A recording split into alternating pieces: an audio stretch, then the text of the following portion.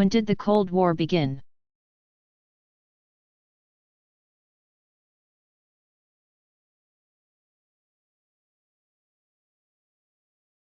In the years following the conclusion of World War II, 1939 to 45. The nations of Western Europe and the United States became alarmed by Soviet advances into Eastern Europe. And many Europeans and Americans voiced concerns that communists, led by the Soviet Union, were plotting to take over the world. Political leaders in England, the United States, and elsewhere referred to this new menace in grim terms. In March 1946, former British Prime Minister Winston Churchill, 1874 to 1965, warned of an Iron Curtain of Soviet totalitarianism that had divided the European continent, and in 1947 U.S. President Harry S. Truman, 1884 to 1972, announced a policy of containment of communist incursion into other countries. This policy came to be known as the Truman Doctrine, and it remained an integral part of American foreign policy for the next 40 years.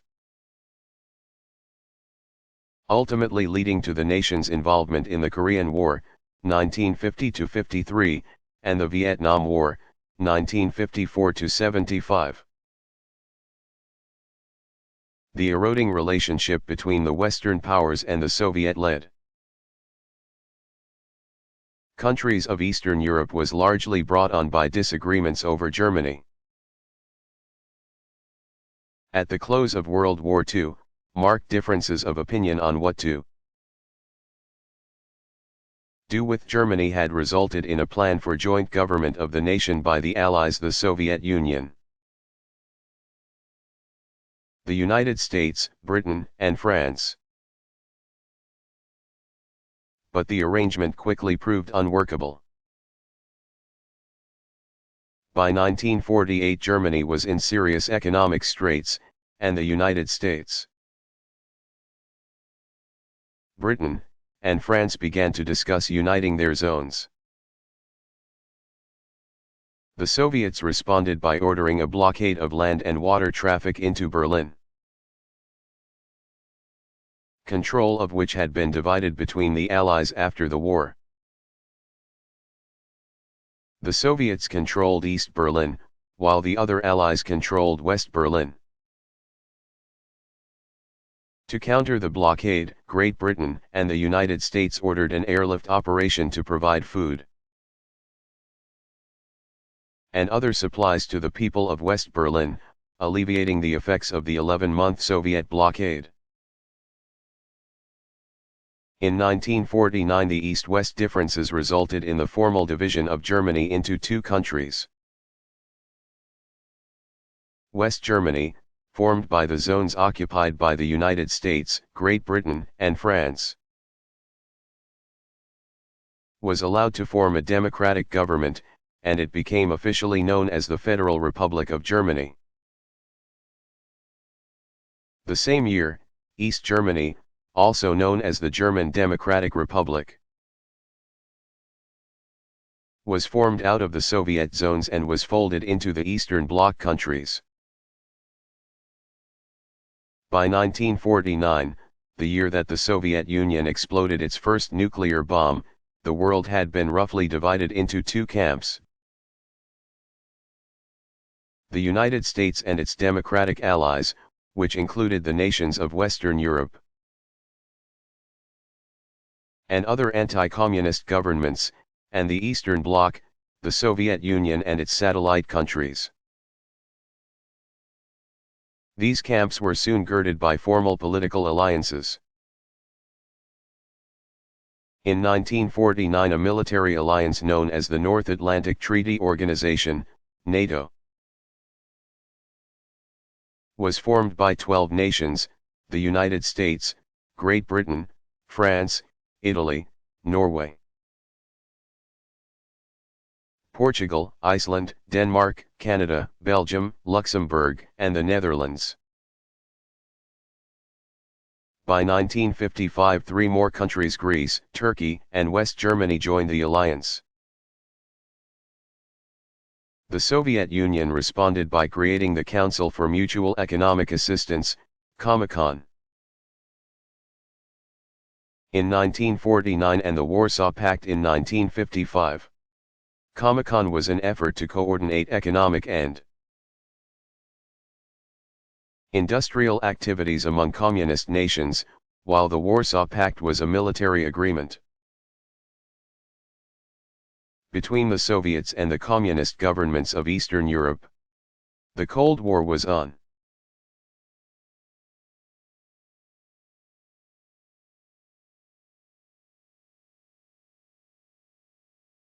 Will Mother Teresa be sainted?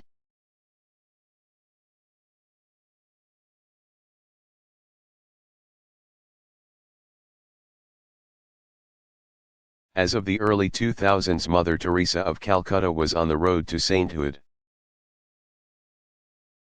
On October 19, 2003, she was beatified.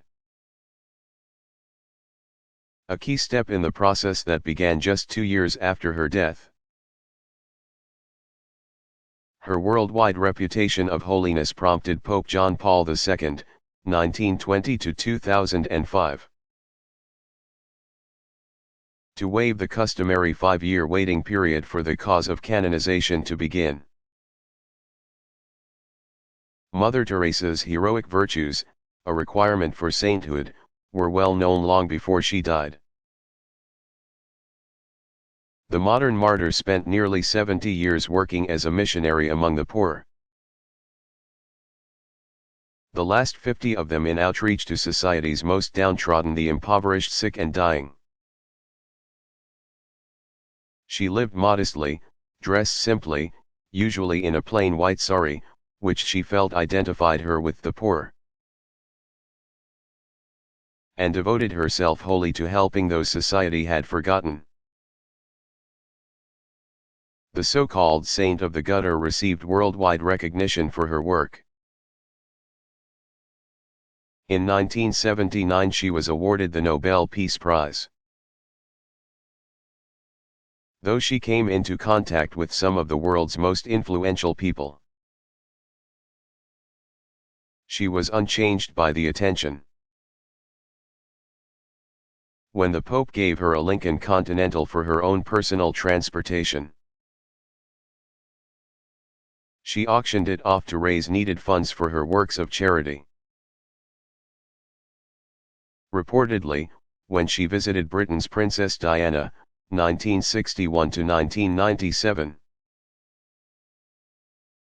the nun looked on the large rooms in the royal palace and uttered something to the effect of, "Just think how many people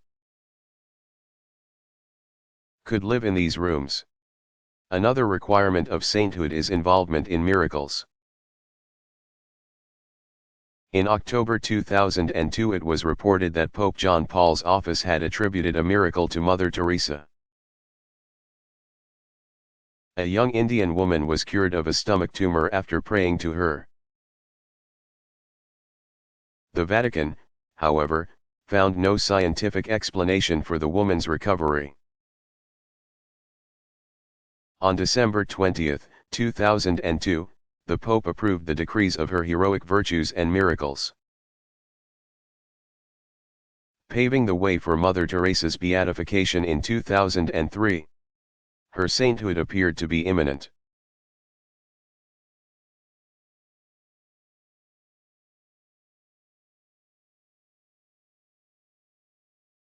When did the Industrial Revolution begin?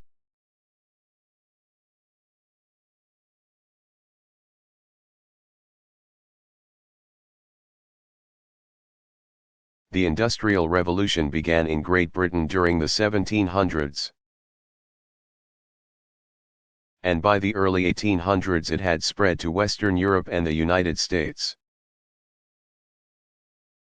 It was brought about by the introduction of steam power-driven machinery to manufacturing. By the close of the 1800s, most finished goods, which had once been made by hand or by simple machines, were produced in quantity by technologically advanced machinery.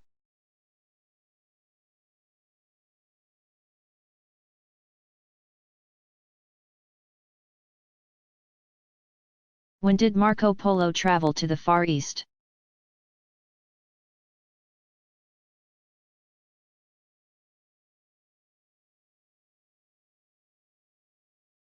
Marco Polo, 1254 to 1324, was only in his teens when he left Venice in about 1270 with his father,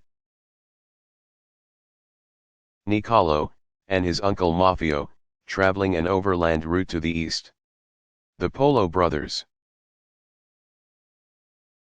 had made such a trip once before. In 1260 they had traveled as far as Beijing, China. But upon their return home, they learned that Niccolo's wife, Marco Polo's mother, had died. So when the pair of adventurers set out again, they took the young Marco Polo with them. The Polos traveled from Acre, Israel, to Shavaz, Turkey, then through Mosul and Baghdad, in Iraq, to Ormuz, a bustling trade center on the Persian Gulf, where they intended to take a ship for the east. Seeing the ships, the travelers determined they weren't reliable transport, so they opted to continue on land. Heading north to Khorasan, in Iran, through Afghanistan, and to the Pamirs, a high plateau range in Central Asia. It took the Polos 40 days to traverse the high-altitude range, finally reaching the garden city of Kashgar, China. From there, the Polos followed a path skirting the Taklamakan Desert and then rested before crossing the Gobi Desert, which they did in 30 days' time, covering some 300 miles. Stopping in Tunhuang, the center of Buddhism in China, the European travelers then followed a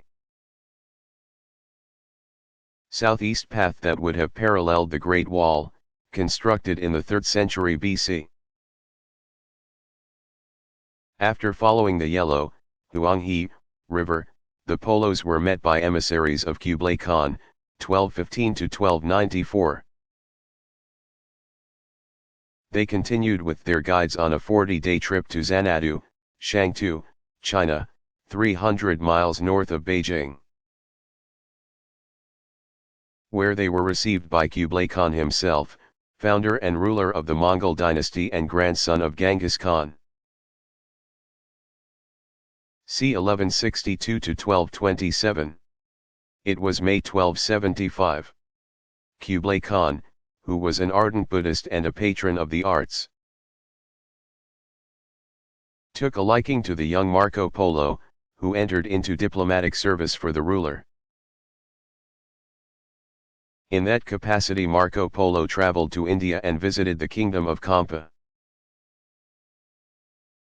what is now Vietnam, Thailand, the Malay Peninsula, Sumatra, Sri Lanka, and India. The Polos, European courtiers who were well liked by the Great Khan, stayed in China until 1292, finally returning home by way of Sumatra, India, and Persia, present-day Iran. In 1295 they arrived back in Venice, which they found at war with longtime rival Genoa. The Polos carried with them many riches, including ivory, jade, jewels, porcelain, and silk. Marco Polo was now a man in his 40s and had spent most of his life thus far in the Far East.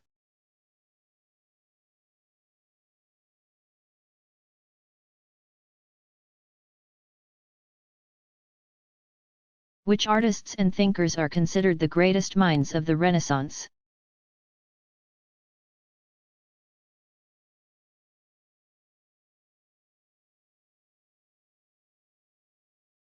The great writers of the Renaissance include the Italian poet Petrarch, 1304 to 1374,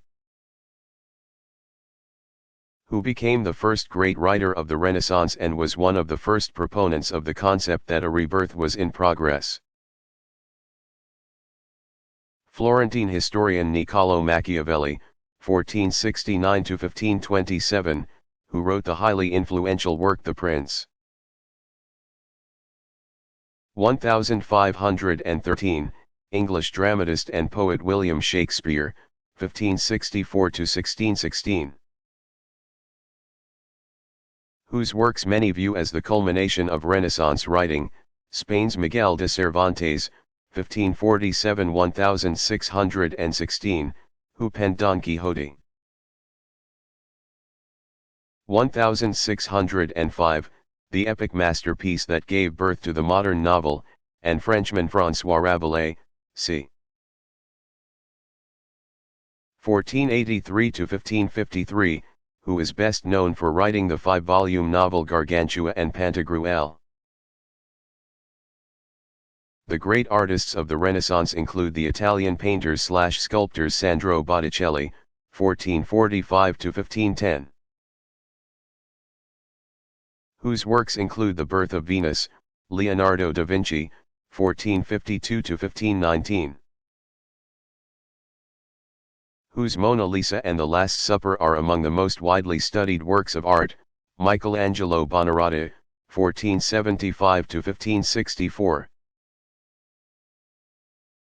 Whose sculpture David became the symbol of the New Florence, and Raphael Sanzio, 1483–1520. Whose school of Athens is considered by art historians to be the complete statement of the High Renaissance.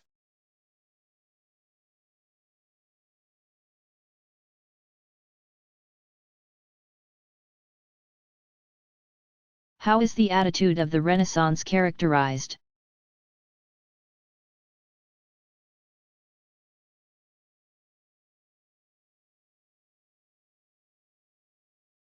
The artists and thinkers of the Renaissance, like the ancient Greeks and Romans, valued earthly life, glorified man's nature, and celebrated individual achievement. These new attitudes combined to form a new spirit of optimism. The belief that man was capable of accomplishing great things. This outlook was the result of the activities of the wealthy mercantile class in northern Italy, who, aside from supporting the arts and letters, also began collecting the classical texts that had been forgotten during the Middle Ages, 500–1350. Ancient manuscripts were taken to libraries, where scholars from around Europe could study them. The rediscovery of classical texts prompted a new way of looking at the world. During the Middle Ages, scholars argued that the meaning of life on earth lay primarily in its relation to an afterlife. Therefore, they believed that art for its own sake had no value. And they even frowned on the recognition of individual talent. For this reason, many of the great works of the Middle Ages were created anonymously or were hidden from public view. In contrast, Renaissance artists and thinkers studied classical works for the purpose of imitating them. As an expression of their new optimism, Renaissance scholars embraced the study of classical subjects that addressed human, rather than scientific, concerns.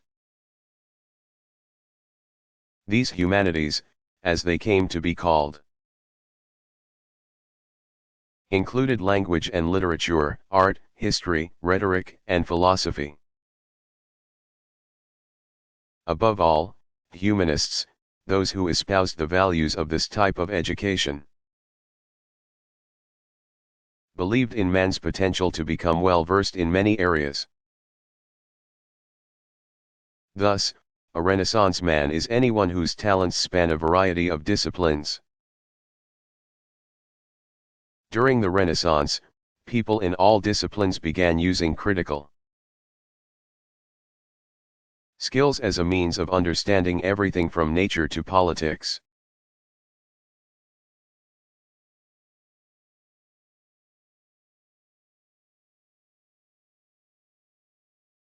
Where does the word Pope come from?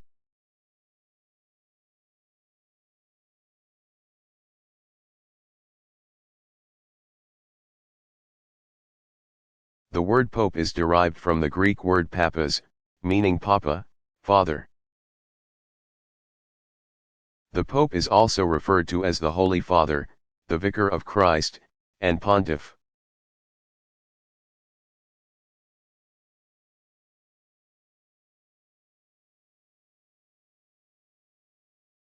What were the Crusades?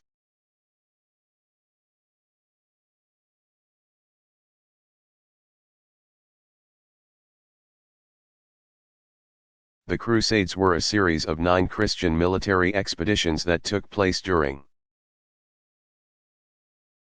the end of the 11th century and throughout the 12th and 13th centuries. The stated goal of the Crusades was to recover from the Muslims the Holy Land of Palestine, where Jesus Christ, c6b.ca.d30, lived.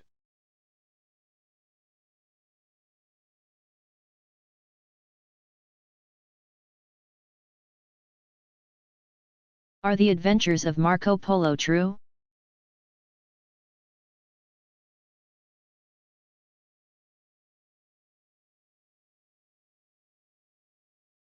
Most of the tales are accepted as true and accurate by modern scholars. It is only those accounts that deal with places where it is not known that Marco Polo traveled, such as Africa, that are seen as legend rather than fact. Upon his return to Venice in 1295, Marco Polo, 1254–1324, took up the family occupation and worked as a merchant. 3 years later, he was on board a ship that was captured by a rival Genoese ship. He was subsequently imprisoned in the port city of Genoa, where he met a writer named Rustichello, or Rusticiano, from the Italian city of Pisa. Polo recounted his stories to Rustichello,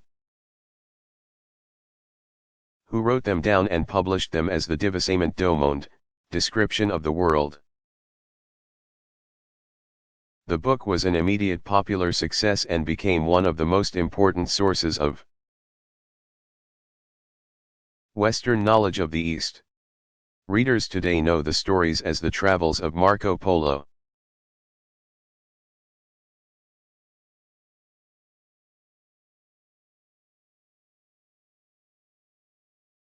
What were the effects of the Industrial Revolution?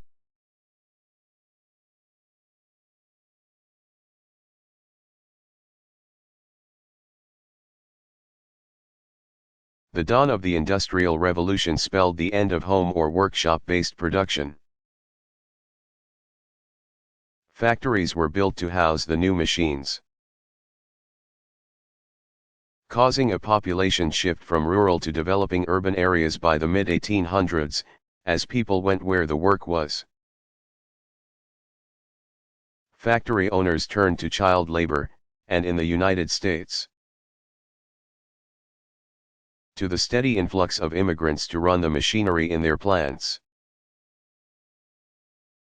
As industry grew, it required financial institutions that could provide money for expansion,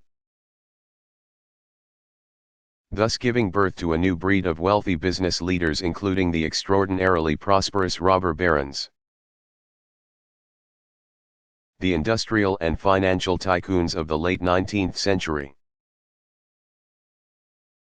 But as industry evolved, government and policy changes did not keep pace. Serious social, political, and economic problems resulted, including poor and often dangerous working conditions. Exploitation of workers, including child laborers, overcrowded housing. Pollution, corruption, industry monopolies, and a widening gap between the rich and the poor. Change was slow to come, but social activism and government reforms in the late 1800s and during the progressive era of the early 1900s, much of which centered around trade unions, alleviated these problems. The rapid development of industry caused sweeping social changes. The Western world, which had long been agriculturally based, became an industrial society where goods and services are the primary focus.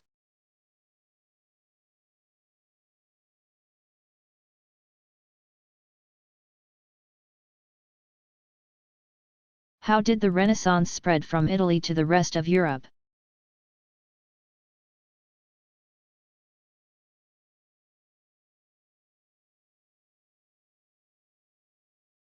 Eventually the ideas born in Italy during the 1300s spread northward, which is at least in part attributable to German inventor Johannes Gutenberg's printing press, c. 1440 to 1450. Before long, the spirit and ideas that were taking hold in Italy reached France, Germany, England, and the Netherlands, where the Renaissance continued into the 1600s. One of the most important figures of the Northern Renaissance was the Dutch humanist Desiderius Erasmus, c. 1466 to 1536, whose book In Praise of Folly, 1509, is a blistering criticism of the clergy, scholars, and philosophers of his day. Another notable figure of the Northern Renaissance was Englishman Sir Thomas More, 1478 to 1535, who was a statesman and advisor to the king. More's Utopia, published in 1516, criticizes the times by envisioning an ideal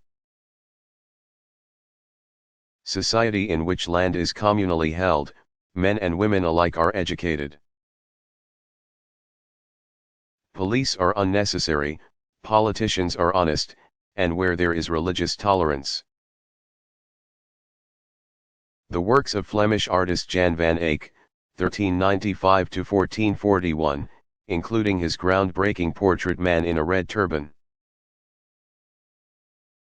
1433, demonstrate that the principles of the Renaissance were felt as strongly in Northern Europe as they were in Italy.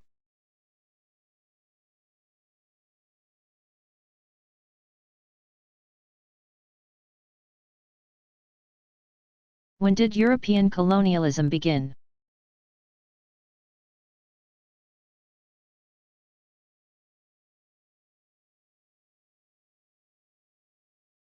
Seeking out colonies for economic benefit dates back to ancient times.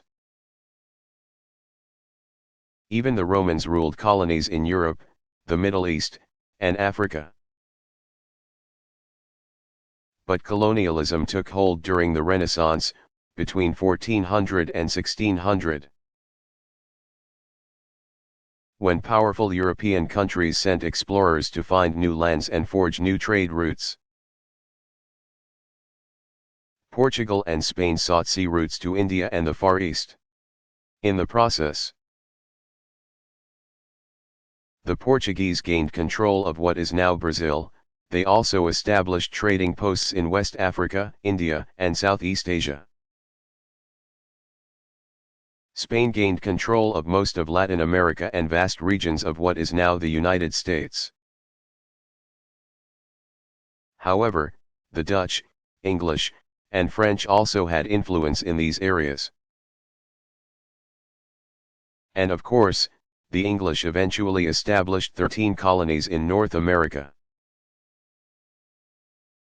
The English also became a strong influence in India and Africa. While the Dutch gained control of the Indonesian islands, which became the Dutch East Indies. The results of colonialism were many. While trade was expanded and there was an enormous exchange of raw goods, the colonies were also rife with conflict.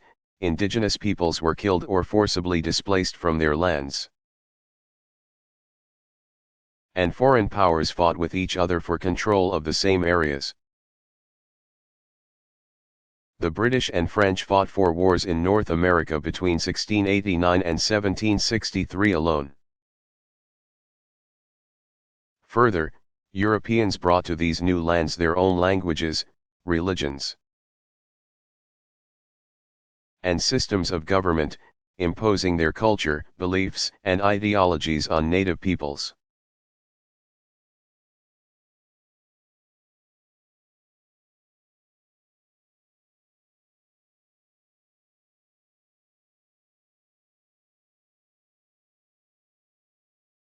Were the Vikings the first Europeans to reach North America?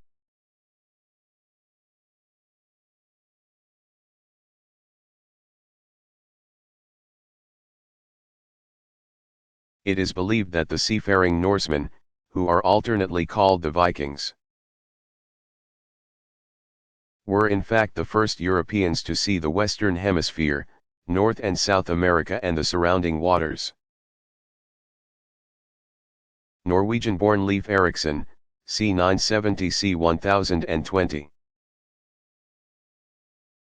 is generally credited with having been the first European to set foot on North American soil. Erikson was the son of navigator Eric the Red, who founded a Norse settlement in Greenland and moved his family there in 985 or 986. About that same time another Norseman, Bjarni Herjolfsson, who was driven off course on his way from Iceland to Greenland, became the first European to sight North America, but he did not go ashore. It is believed that Erikson decided he would follow up on Herjolfsson's discovery.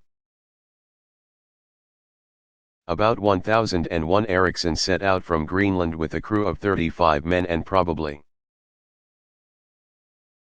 landed on the southern end of Baffin Island, due north of the province of Quebec. The expedition likely made it to Labrador, Newfoundland, on the northeastern North American mainland, and later landed on the coast of what is today Nova Scotia or Newfoundland, Canada. This landfall may have been at Lance Auxiliary Meadows, on Newfoundland Island. Erikson and his crew spent the winter of 1001-02 at a place he called Vinland, which was described as well wooded and produced fruit, especially grapes. He returned to Greenland in the spring of 1002. The first authenticated European landing in North America was in 1500 when Portuguese navigator Gaspar de Corte-Real, c. 1450 c. 1501, explored the coast of Labrador and Newfoundland. A year later, he made a second trip to North America but never returned home. In 1502 his brother Miguel went out in search of him, neither returned.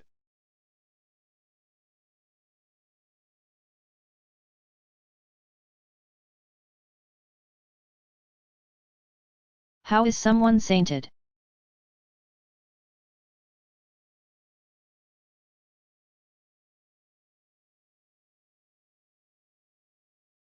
Criteria for sainthood, also called canonization, are leading a holy life, conducting miracles, and suffering or even dying because of one's faith, Martyrdom.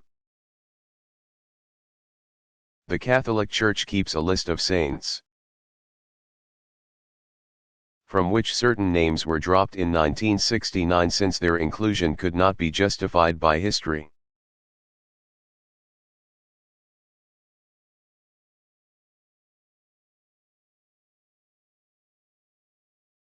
What is the Protestant ethic?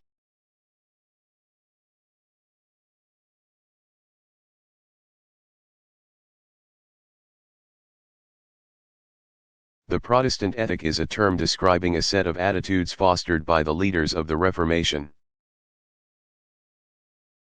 Martin Luther, 1483–1546, John Calvin, 1509–1564. John Knox, 1513–1572, Huldrych Zwingli, 1484–1531, Conrad Grebel, c. 1498–1526, and their Protestant successors such as Methodist Church founders John Wesley, 1703–1791, and Charles Wesley, 1707–1788. These church leaders stress the holiness of a person's daily life, the importance of pastors to lead family lives, versus the celibacy of Catholic monks and nuns, education and study, and personal responsibility. According to these beliefs, the person who is hardworking, thrifty, and honest is a good person of value to their community and to God. From 1904 to 1905, German sociologist Max Weber, 1864 to 1920, wrote an essay called The Protestant Ethic and the Spirit of Capitalism, asserting that Protestant principles contributed to the growth of industry and commerce during the 1700s and 1800s since the hard work, investment, and savings of individuals help build a capitalist economy.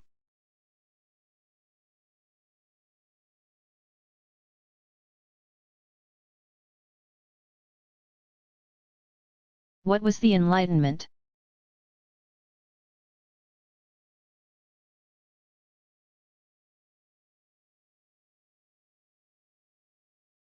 The Enlightenment, which is also referred to as the Age of Reason, or alternately as the Age of Rationalism, was a period when European philosophers emphasized the use of reason as the best method for learning the truth. Beginning in the 1600s and lasting through the 1700s, philosophers such as Jean-Jacques Rousseau, 1712 to 1778, Voltaire, 1694 to 1778, and John Locke, 1632 to 1704, explored issues in education, law, and politics. They published their thoughts, issuing attacks on social injustice, religious superstition, and ignorance. Their ideas fanned the fires of the American and French revolutions in the late 1700s. Hallmarks of the Age of Reason include the idea of the universal truth, 2 + 2 always equals 4. For example, the belief that nature is vast and complex but well ordered. The belief that humankind possesses the ability to understand the universe, the philosophy of deism, which holds that God created the world and then left it alone, and the concept of the rational will, which posits that humans make their own choices and plans, and therefore, do not have a fate thrust upon them. While the Age of Reason proved to be a flurry of intellectual activity that resulted in the publication of several encyclopedias of knowledge, toward the end of the 18th century a shift occurred. During this time Europeans began to value passion over reason, giving rise to the Romantic movement and ending the Age of Reason. This change in outlook is evident in English novelist Jane Austen's Sense and Sensibility. Nevertheless, the philosophies put forth during the Age of Reason were critical to the development of Western thought. The celebration of individual reason during this era was perhaps best expressed by René Descartes. 1596 to 1650, who refused to believe anything unless it could be proved. His statement, "I think, therefore I am," sums up the feelings of skeptical and rational inquiry that characterized intellectual thought during the era.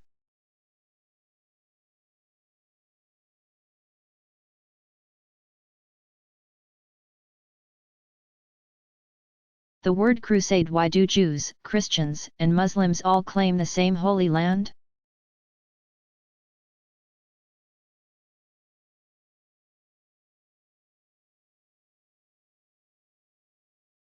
Palestine, in Southwest Asia, at the eastern end of the Mediterranean Sea, is the Holy Land of Jews. Since it was there that Moses led the Israelites after he led them out of slavery in Egypt, c. 12th century BC, and where they subsequently established their homeland.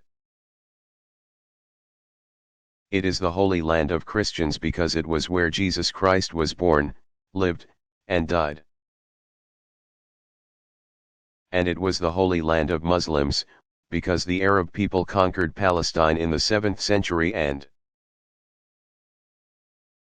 except for a brief period during the Crusades, it was ruled by various Muslim dynasties until 1516, when it became part of the Ottoman Empire. Palestine, which covers an area of just more than 10,000 square miles, is roughly the size of Maryland. Palestine's capital, Jerusalem, is also claimed as a holy city by all three religions.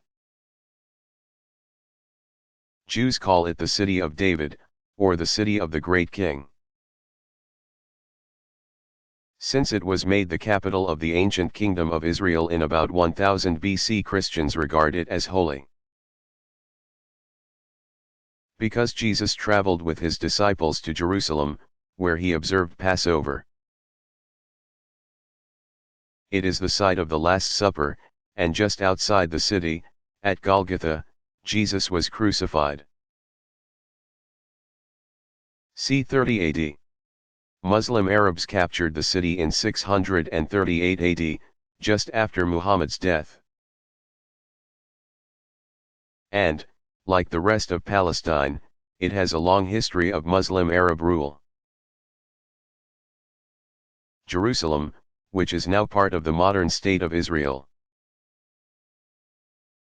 is home to numerous synagogues, churches, and mosques.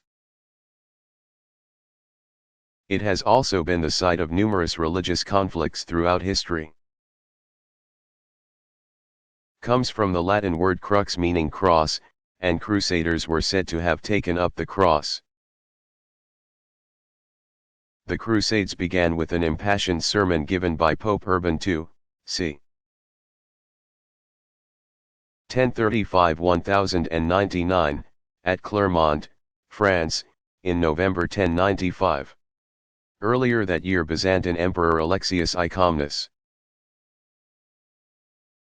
1048–1118, had appealed to Urban for aid in fighting back the fierce Seljuk Turks. The Seljuk Turks preceded the Ottoman Turks. The Seljuks were named for their traditional founder, Seljuk. Seeing the expansion of the Turks, who were Muslim, as a threat to Christianity, the Pope agreed to help. Not only did Urban rally support for the Byzantines in staving off the further advances of the Turks, He also advocated that the Holy Lands should be recovered from them. While the Arab Muslims who had previously controlled the Holy Land had allowed Christians to visit there, the Turks tolerated no such thing. Urban feared that if Palestine were not recovered, Christians would lose access to their holy places altogether. But Urban also viewed the Crusades as a way of unifying Western Europe. The feudal nobility there had long fought against each other. He believed a foreign war would unite them behind a common cause as Christians. Further, he hoped the Crusades would unite Western with Eastern, Byzantine, Europe behind one goal. If successful, the expeditions would also expand the Pope's moral authority across a greater region. En route from Clermont to Constantinople, present-day Istanbul, Turkey, where the crusade was set to begin in August 1096, Urban continued to preach his message at Limoges, Poitiers, Tours, Aquitaine, and Toulouse, France. The message found broad appeal. Even if it appealed to something other than the people's religious sensibilities. Some of those who answered Urban's call took up arms not for the Christian cause, but for their own personal gains, such as acquiring more land, expanding trade, or recovering religious relics.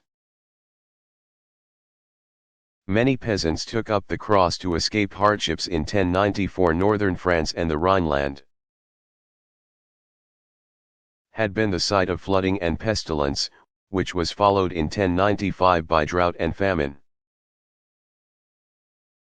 The First Crusade actually turned into two. A peasants' crusade, which had never been Urban's intent,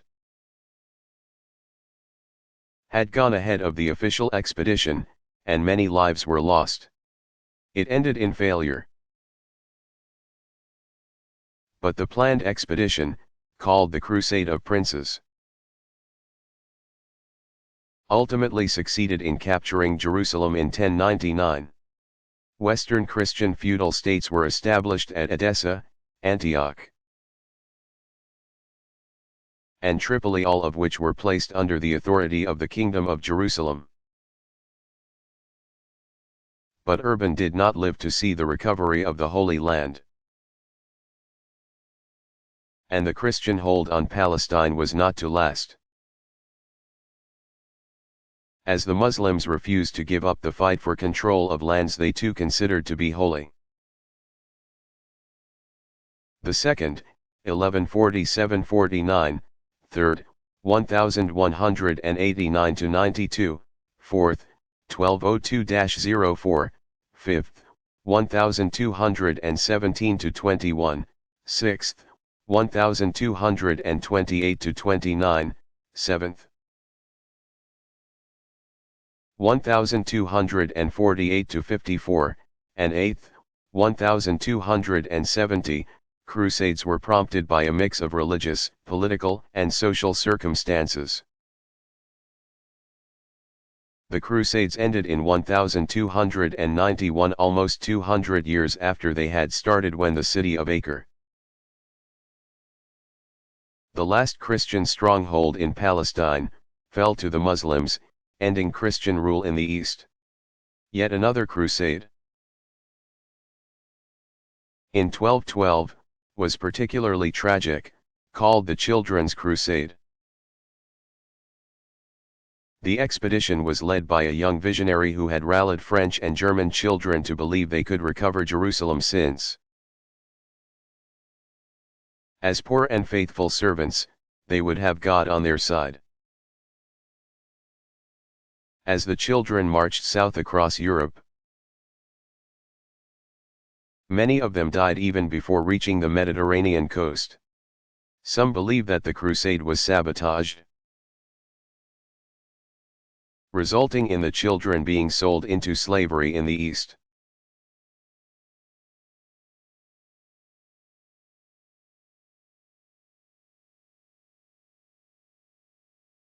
What are Islam's 5 pillars of faith?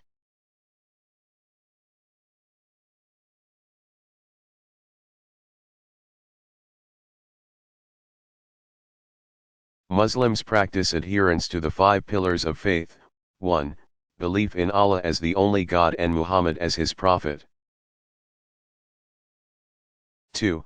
Prayer 5 times daily at dawn, at noon, in the afternoon, in the evening, and at nightfall. 3. Giving alms to the poor.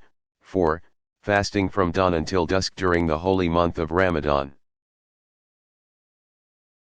And 5. Making the pilgrimage, Hajj, to the holy city of Mecca at least once during their lifetime.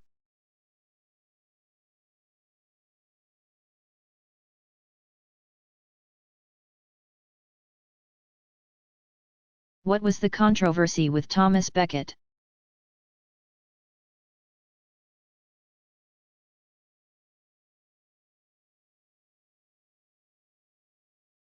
Archbishop of Canterbury Thomas Becket, c.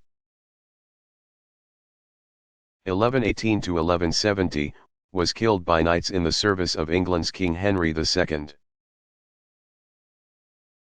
1133 to 1189, he had refused to be subservient to the monarch. In the long struggle between church and state, the story of St. Thomas Becket is a dramatic chapter. Born in London in about 1118, when he was in his 20s, Becket entered into service for the Archbishop of Canterbury, the spiritual head of the Church of England. He subsequently held various church offices, including archdeacon. When Henry II was coronated in 1154, becoming the worldly leader of the Church of England, he found in Becket one of his most vigorous champions. In 1162 Henry made him Archbishop of Canterbury. But a transformation soon occurred in Thomas Becket, who put his spiritual duties first and began defending the Church against the king's power. Henry, eager to increase royal authority, was determined to regain control over the Church. A bitter struggle ensued between the two former friends. At one point, Becket fled the country because he was in fear for his life. When he returned to England 6 years later, in 1170, he renewed his opposition to the king, but nevertheless forced a reconciliation with him. Henry was still irked by Becket's open defiance to his authority, and he suggested to his knights that one among them might be brave enough to do away with him, ending the king's troubles. 4 knights took the king at his word, and on December 29, 1170, they found Becket in Canterbury Cathedral and killed him as he made his evening prayers. Henry later did penance for the crime. Becket was canonized 3 years later.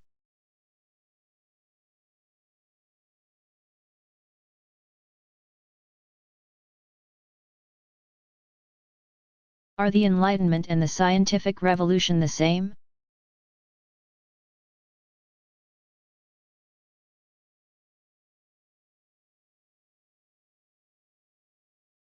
The two terms describe interrelated and sequential European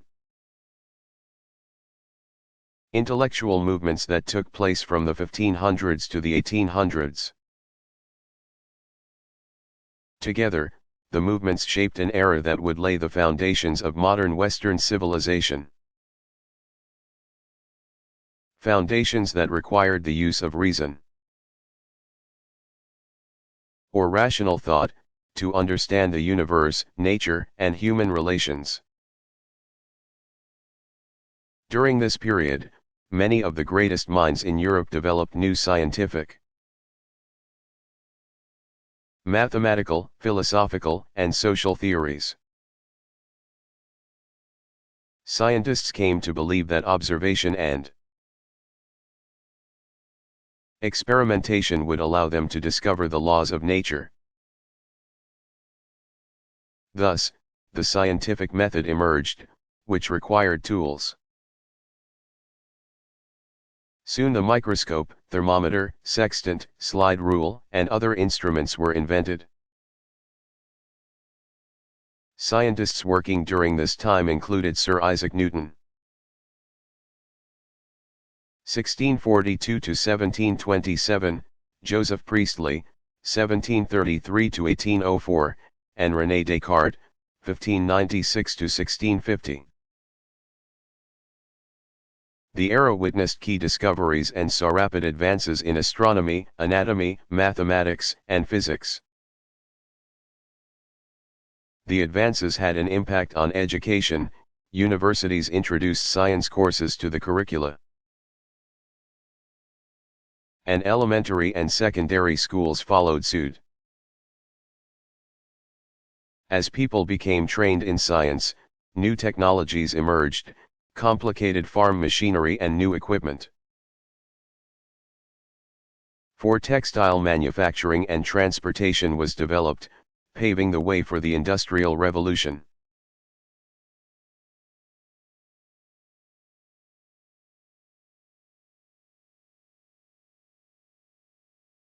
How many popes have there been?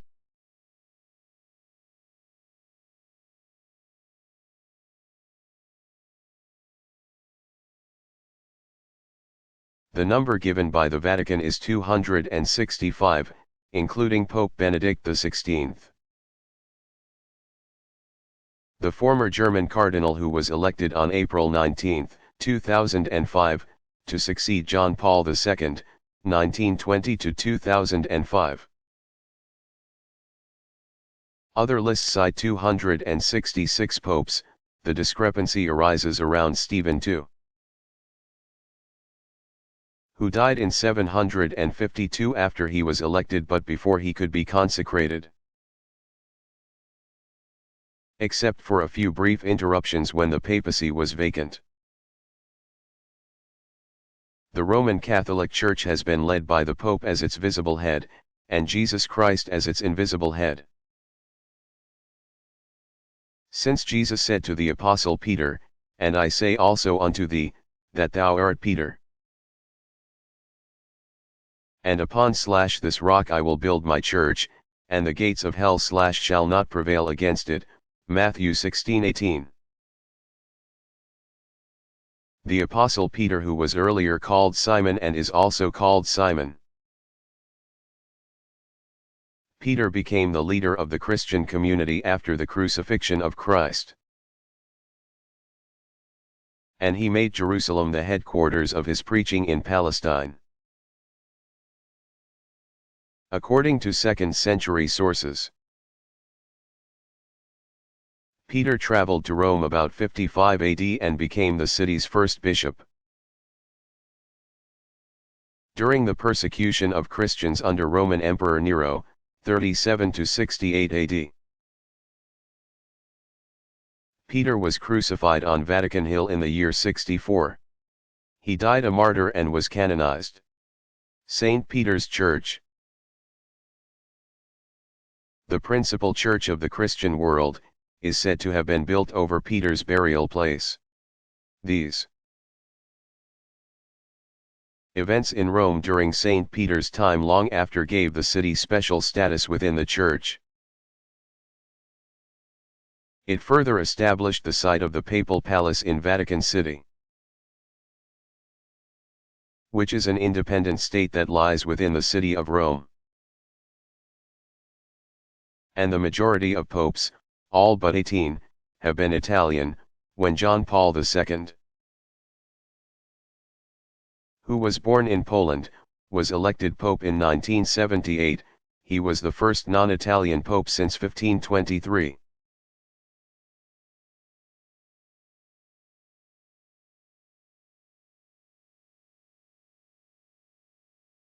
How does the Catholic Church determine who will be pope?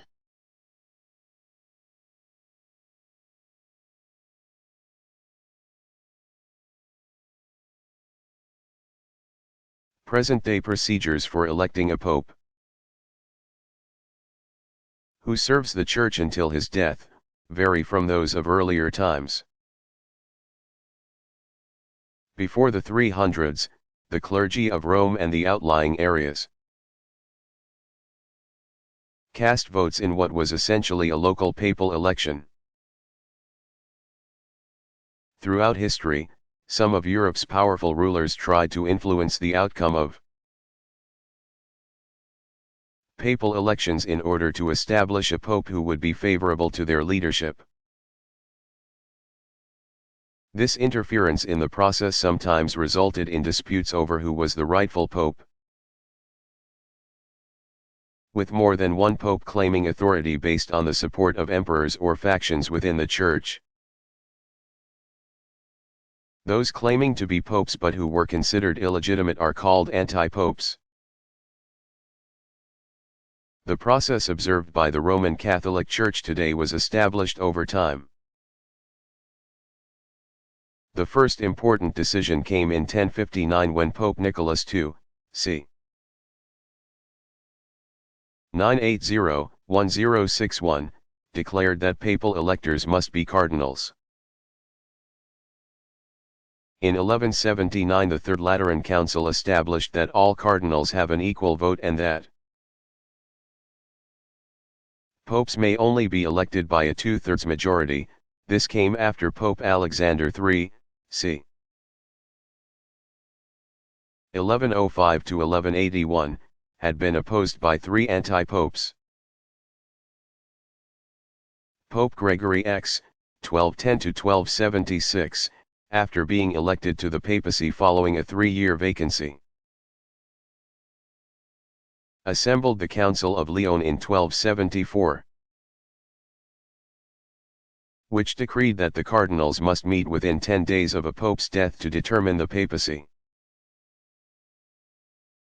Further, the council required that the cardinals remain together in strict seclusion until they have elected a new pope. Today, when a pope dies, the dean of the Sacred College notifies all cardinals of the vacancy. The cardinals convene at Vatican City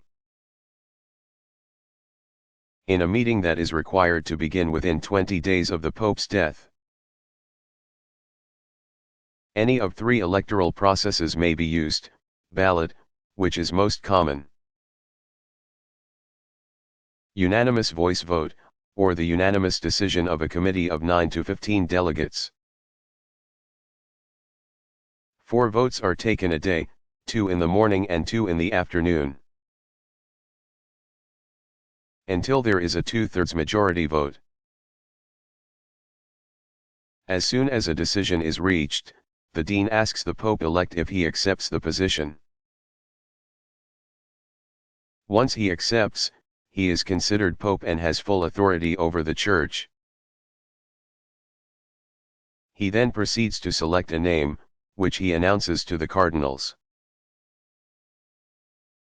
Following these private meetings, the results of which are eagerly awaited by devout Roman Catholics, white smoke is sent up a chimney of the Vatican Palace, signaling to the crowd in St. Peter's Square that the election is complete.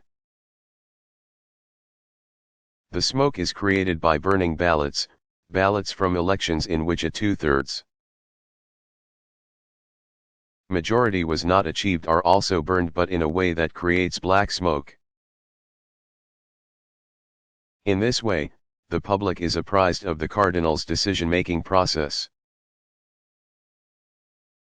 The oldest cardinal has the honor of making the official announcement to the people in St. Peter's Square. Then the people are blessed by the new pope in his first official act. The coronation of the pope is held later.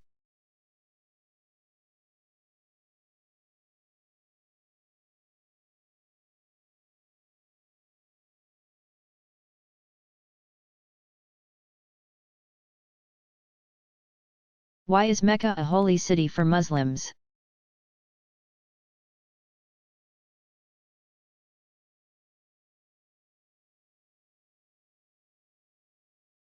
Mecca, in western Saudi Arabia, is the birthplace of the Prophet Muhammad, c.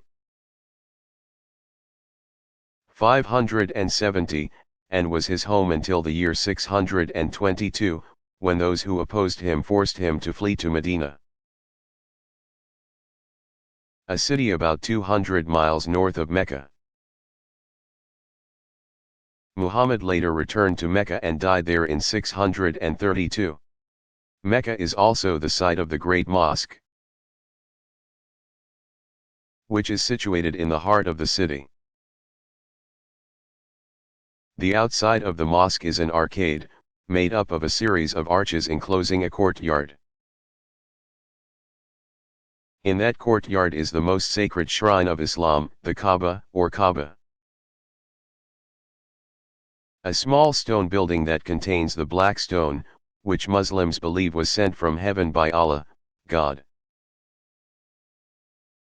When Muslims pray, 5 times a day, according to the 5 pillars of faith, they face the Kaaba.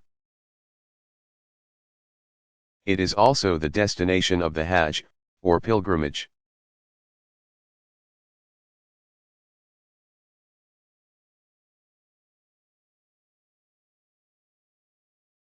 Why is the Renaissance considered a time of rebirth?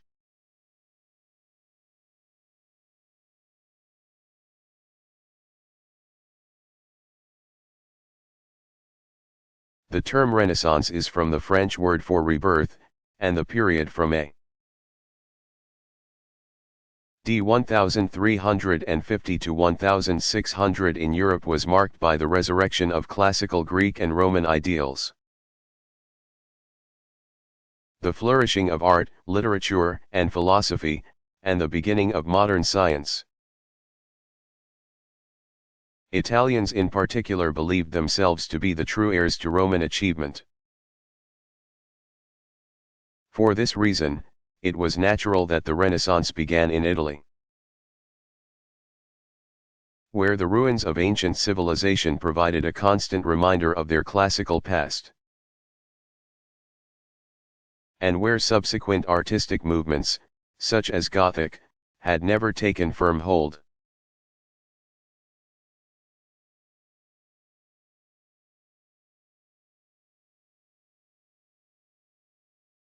What is an infidel?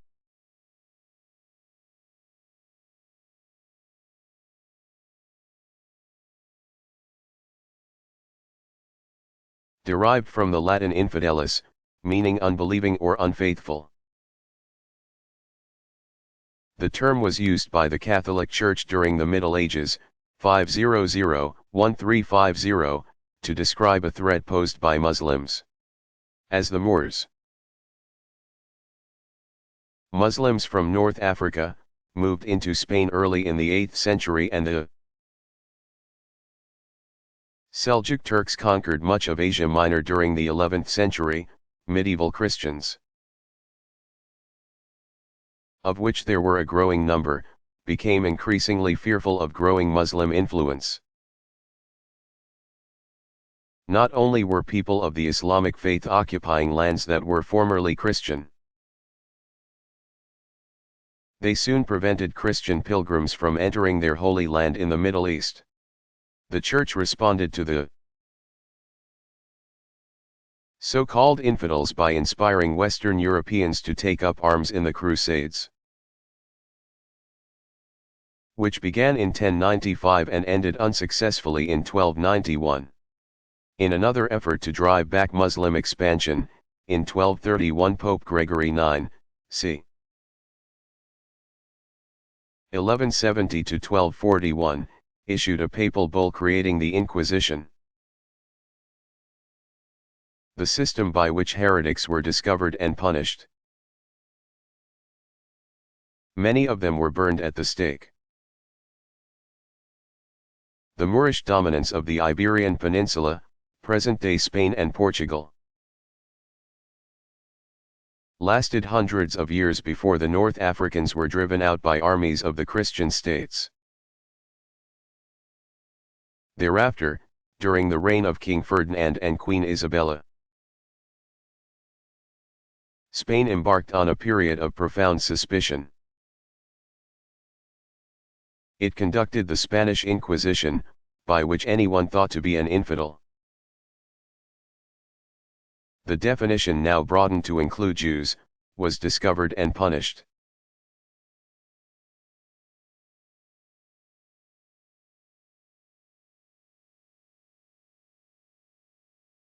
What was the Great Awakening?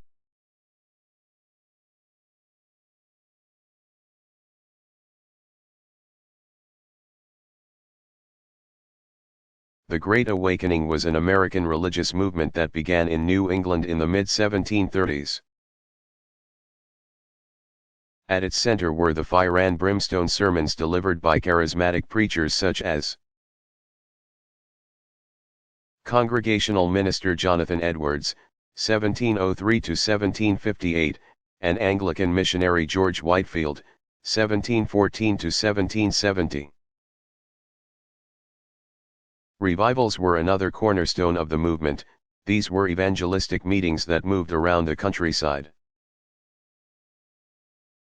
From Maine to Georgia, converting, or awakening people to Christianity not through the doctrines of the church, but rather through the individual's own experience. The theology of the Great Awakening was Calvinist, stressing the depravity of man and the sovereignty of God, and promoting the belief that faith, and not conduct, is the road to salvation. In its emphasis on the individual and its espousal that the individual is the final arbiter of truth, the movement had a profound effect on the spiritual and political character of what would soon become the United States. Since many vehemently opposed the movement, it also served to divide churches between the revivalists and the traditionalists. Thus, it diversified American religious life and promoted religious tolerance.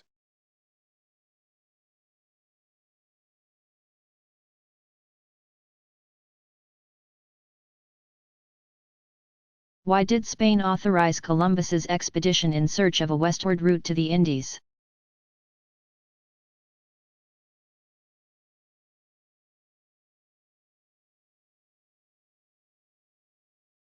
When Christopher Columbus, born Cristoforo Colombo, 1451–1506, who was Italian, became convinced that Earth was round, he had been studying the writings of Ptolemy, and that he could, therefore, reach the east by traveling due west across the ocean. He first took the idea to the King of Portugal to seek his financial aid. This was about 1483. The move was a natural one. He had settled in Portugal at the age of 25, married a Portuguese woman, who bore him one son before she died. And Portugal was the leading seafaring nation of Europe at that time, carrying out southbound voyages with the intent of rounding Africa and reaching the Indies to the east. But Columbus was rebuffed by the Portuguese monarch. When in 1484 he took his plan to the Spanish monarchs, King Ferdinand, 1452–1516, and Queen Isabella, 1451–1504, they too refused to back him. But Columbus persisted, and in 1492 the Spanish king and queen agreed to sponsor the explorer's plan. There were two reasons for the decision: the overland trade route to the Indies.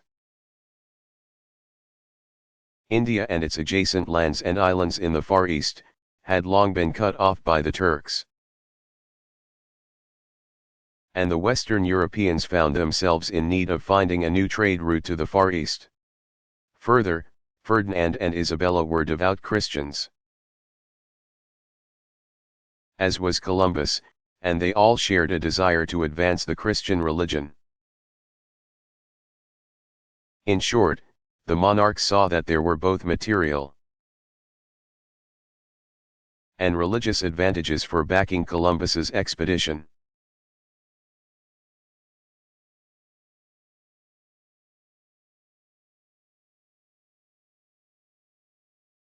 How did the Renaissance begin?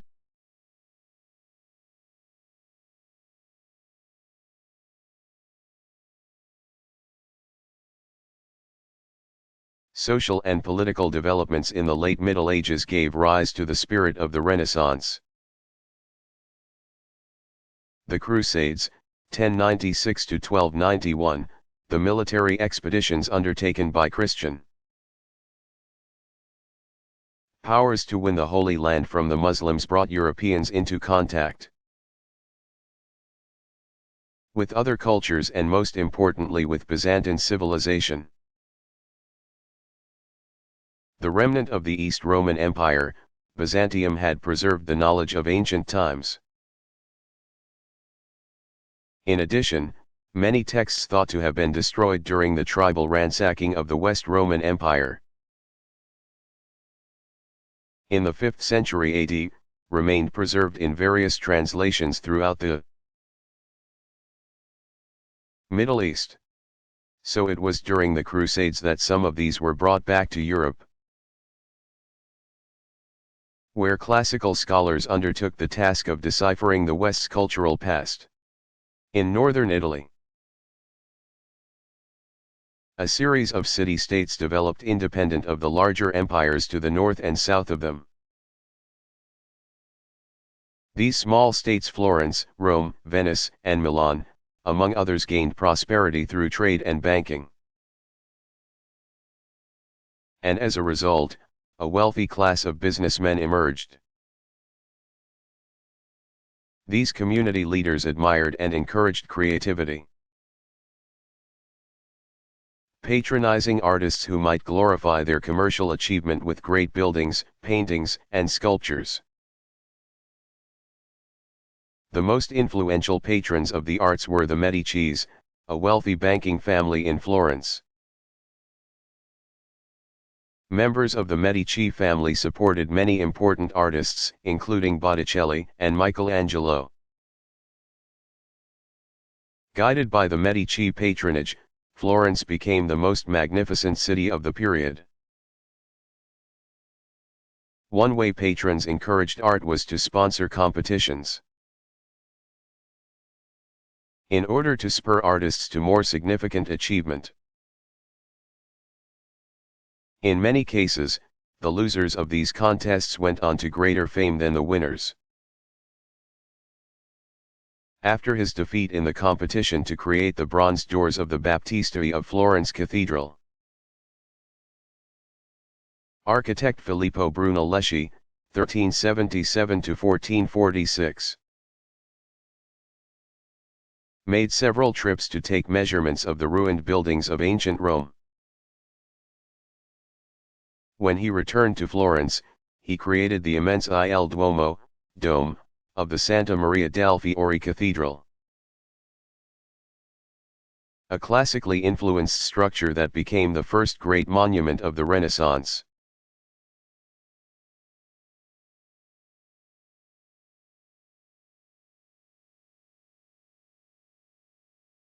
When did the Sunni and Shia sects of Islam form?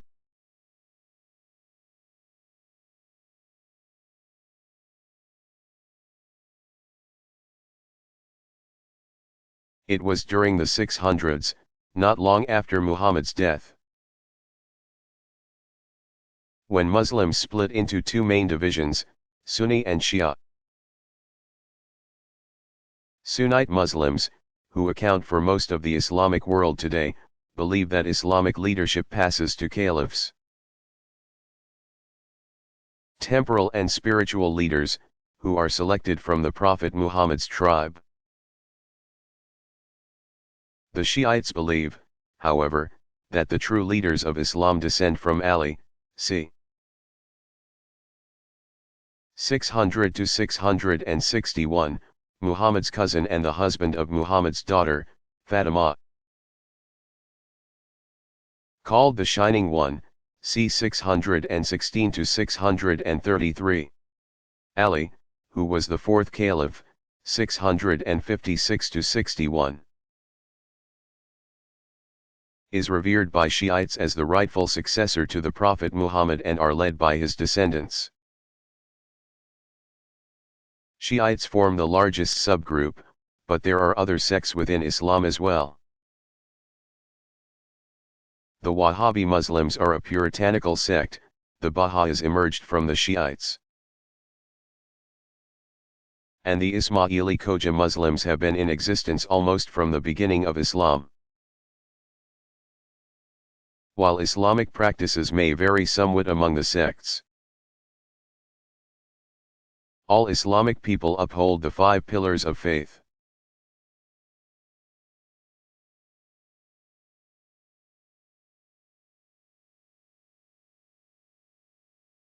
How did the earliest peoples arrive in North America?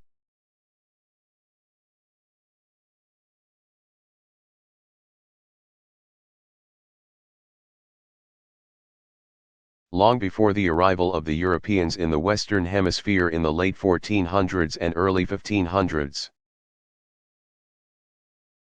Asian peoples are believed to have migrated over Beringia, a land bridge that is thought to have existed over the Bering Strait.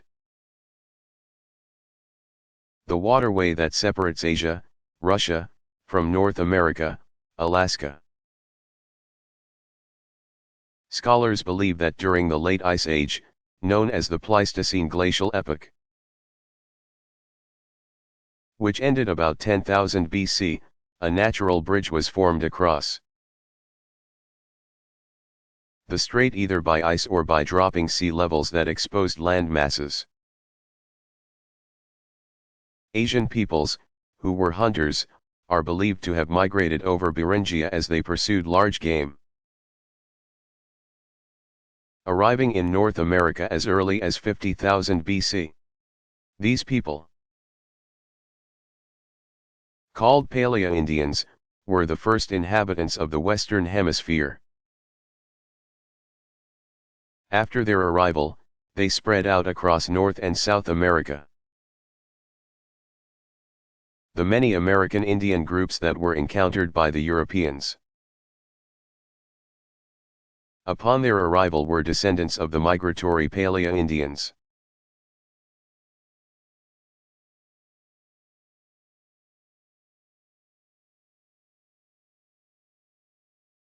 What was the world like between the world wars?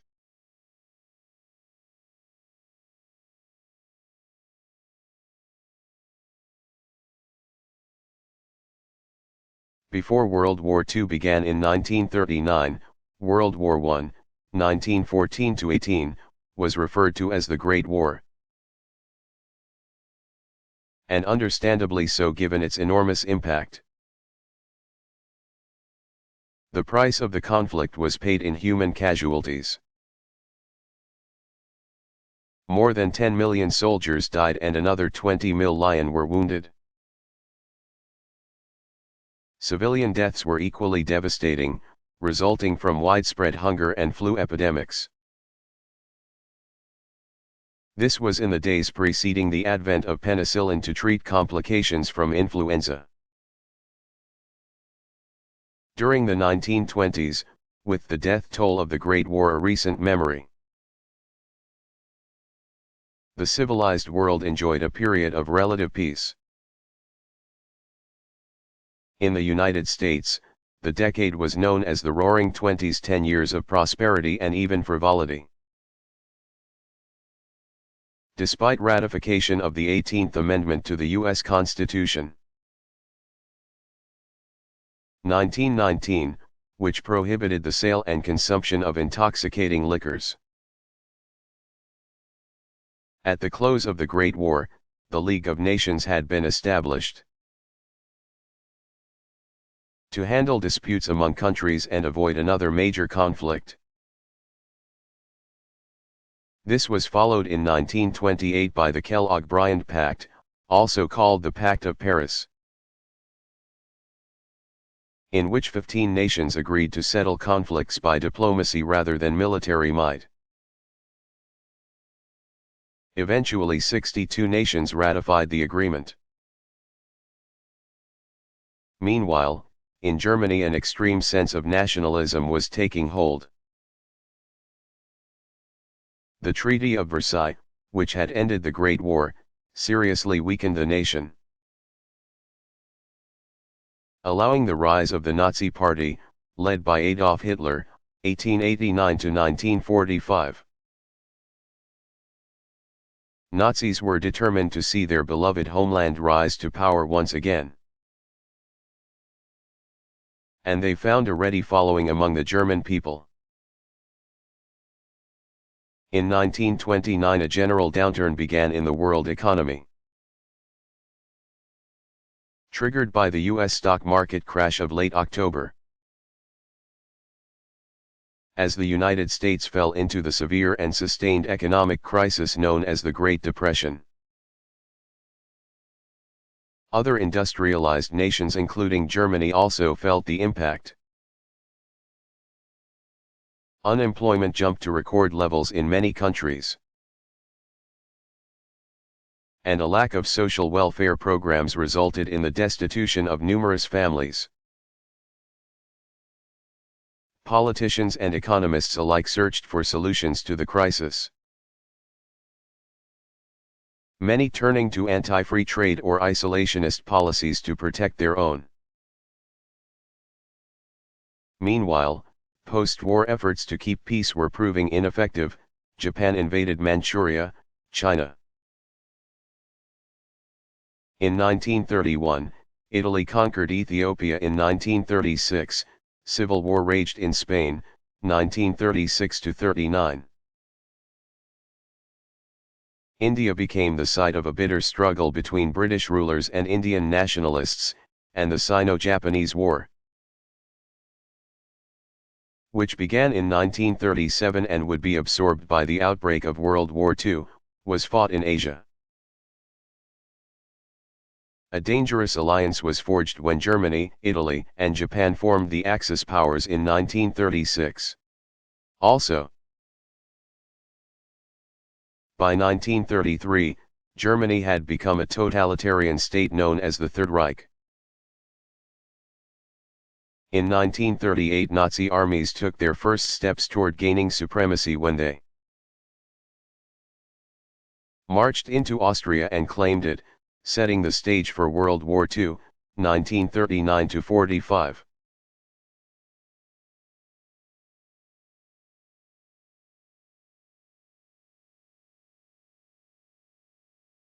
Why was John Paul II called the People's Pope?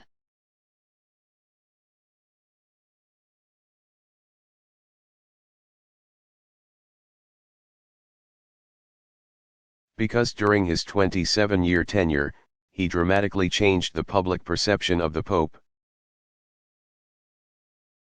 Polish Cardinal Karol Wojtyla, 1920–2005, was named Pope John Paul II on October 16, 1978. Becoming the first non-Italian head of the Roman Catholic Church in 455 years. From the first moments of his service, it was clear that this was a different kind of pope. Upon his election, he greeted the cardinals of the conclave, his brothers standing rather than seated, which was the tradition. A few weeks after his election, he leaned out the windows of the Vatican Palace to sing carols with 50,000 children gathered in St. Peter's Square to celebrate Christmas. instead of limiting his concerns to the administration of the church. He traveled far and wide to carry the message of Christianity to the people. Crowds, often numbering in the hundreds of thousands to millions, gathered to see him around the globe. In 1979 he made his first trip to the United States.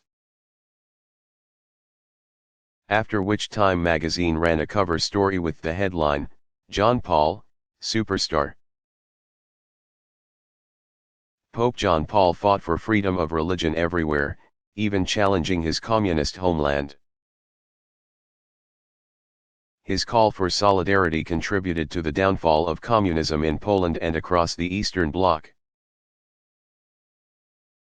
He published regularly memoirs as well as books of prayers, lessons, meditations, and poetry. Despite his active ministry on the world stage, he remained a traditionalist, never wavering from the ages-old teachings of the Catholic Church. When he died on April 2, 2005, he was hailed both as a holy man and a man of peace by Christians and non-Christians alike.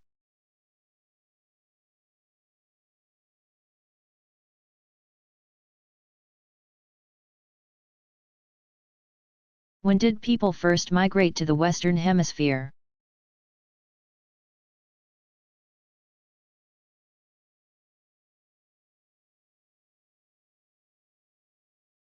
From Europe's discovery of the American Indian at the end of the 15th century to the present.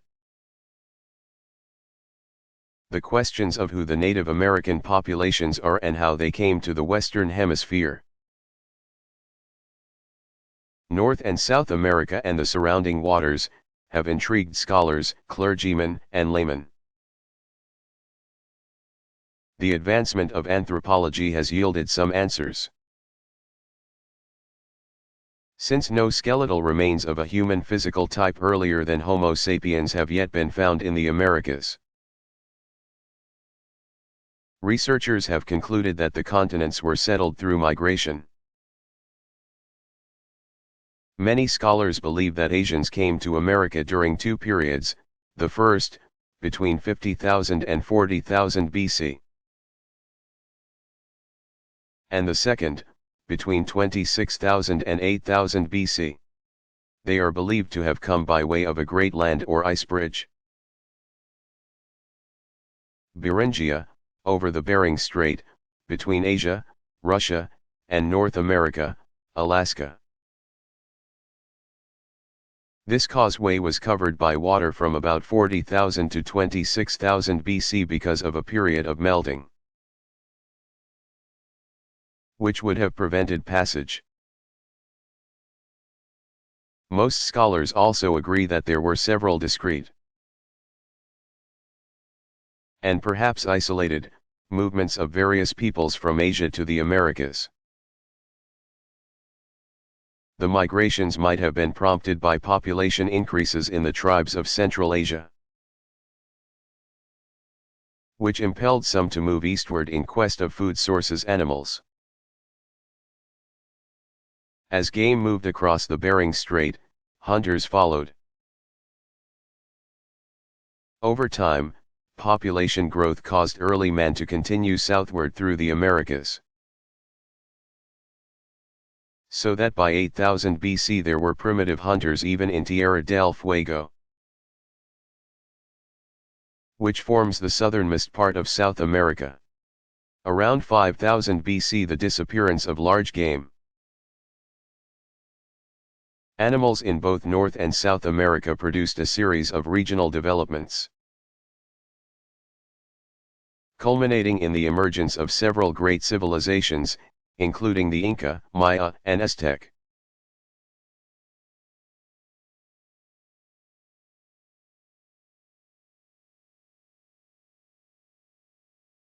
Who wrote the Quran?